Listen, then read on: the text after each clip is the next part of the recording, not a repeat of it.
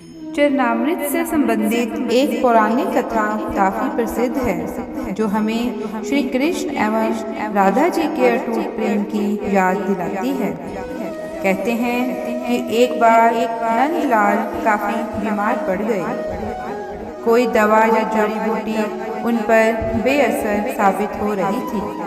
तभी श्री कृष्ण ने स्वयं ही गोपियों से एक ऐसा उपाय करने को कहा, जिसे सुन गोपियां दुविधा में पड़ गई। दरअसल श्री कृष्ण ने गोपियों से उन्हें चरणामृत पिलाने को कहा।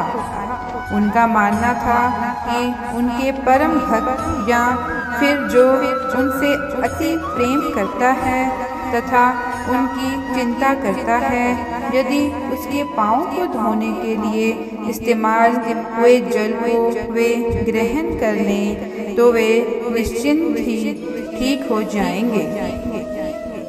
लेकिन दूसरी ओर गोपियाँ और भी चिंता में पड़ गई। श्री कृष्ण उन सभी गोपियों के लिए बेहद महत्वपूर्ण थे। वे सभी उनकी परम भक्त थी, लेकिन उन्हें इस उपाय के निष्फल होने की चिंता सता रही थी। उनके मन में बार बार यह आ रहा था कि यदि उनमें से किसी एक गोपी ने अपने पाँव के इस्तेमाल से चरणामृत बना लिया और श्री कृष्ण को पीने के लिए दिया तो वह परम भक्त का कार्य तो कर देगी, परंतु किन्हीं कारणों से खाना ठीक न हुए तो उसे नर्क भोगना पड़ेगा। अब सभी गोपियां व्याकुल होकर श्री कृष्ण की ओर ताक रही थीं और किसी अन्य उपाय के बारे में सोच ही रही थी कि वहां कृष्ण की प्रिय राधा आ गई। अपने कृष्ण को इस हालत में देख के राधा के तो जैसे प्राण ही निकल गए हों। जब गोपियों ने कृष्ण द्वारा बताया गया उपाय राधा को बताया तो राधा ने एक क्षण भी व्यर्थ करना उचित ना समझा।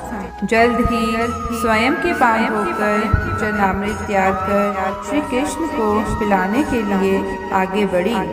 राधा जानती थी कि वे क्या कर रही है।